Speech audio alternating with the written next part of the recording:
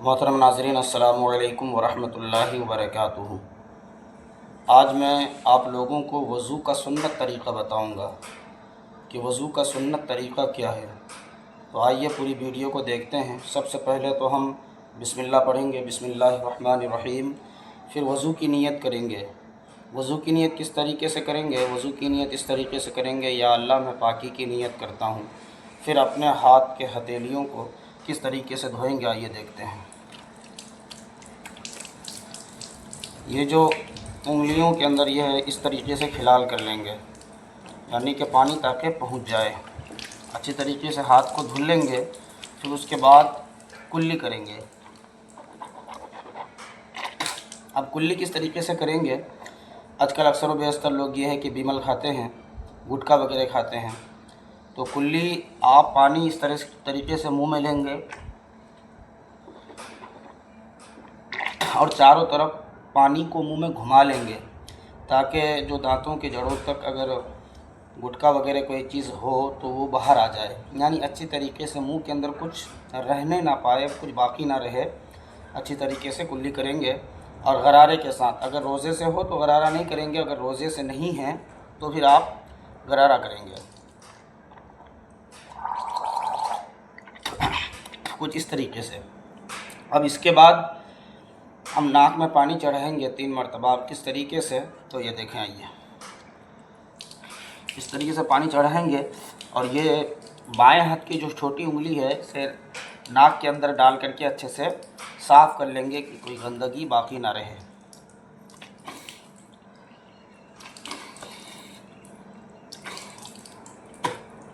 जब मैंने नाक की नरम हड्डी तक पानी चढ़ा लिया, अब बारी है मुंह धुलने की। तो मुंह धोने का क्या तरीक़ा है? वो ये है कि जहाँ से ये सर में बाल उगे हैं, पेशानी से लेकर ठोड़ी के नीचे तक, यानी यहाँ से लेकर जहाँ से बाल आए हैं और ठोड़ी के नीचे तक, यहाँ तक अच्छी तरीके से धो लेंगे, एक कान की लौ से दूसरे कान की लौ तक। आइए देखते हैं।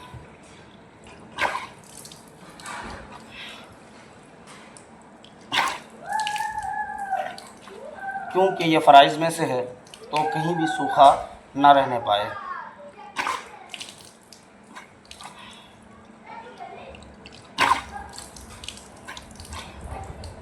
मैंने मुंह धो लिया है, अब बारी है हाथ धुलने की।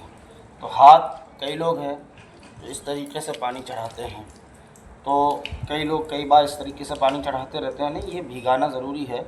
आप अगर पानी चढ़ा भी लिए, क्या पता अगर इधर सूखा रह जाए तो भी वज़ू नहीं हो पाएगा।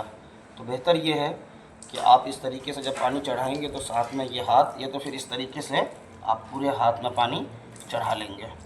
इसी तरीके से दोनों हाथ को धुल लेंगे। जब दोनों हाथ धुल लिए, अब सर का मसा किस तरीके से करेंगे, क्या सुन्नत तरीक़ा है, आइए देखते हैं। इस तरीके से इन 3 उंगलियों को जोड़ लेंगे।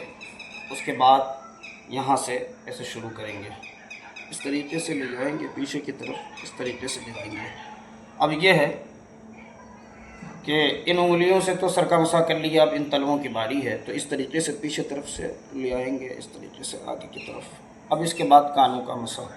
कानों का मसा ये है कि इस तरीके से आप ये दोनों शहादत की उंगली को लेंगे और इस तरीके से 3 मरतबा, जिस तरीके से ये कान है इस तरीके से आप ये फिरा लेंगे।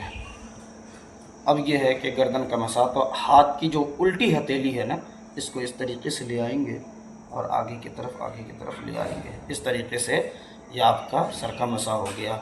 अब आइए देखते हैं पैर किस तरीके से धोएंगे। तो काफ़ी लोग जो है पैर धोते हैं तो सूखा रह जाता है, कभी आगे तरफ पैर की, कभी पीछे तरफ। तो किस तरीके से आप धुलेंगे, आइए देखते हैं।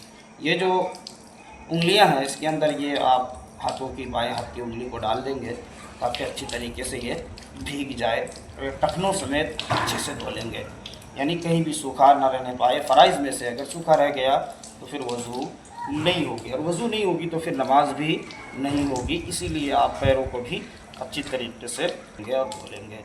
माशाअल्लाह, वज़ू तो मुकम्मल हो गया। अगर आपको वीडियो पसंद आई हो तो इंशाअल्लाह आप चैनल को सब्सक्राइब ज़रूर करेंगे और लाइक शेयर ज़रूर करेंगे। इंशाअल्लाह इसी तरीके की अच्छी वीडियो मैं आपकी खिदमत में पेश करता रहूँगा। खुदा हाफिज़।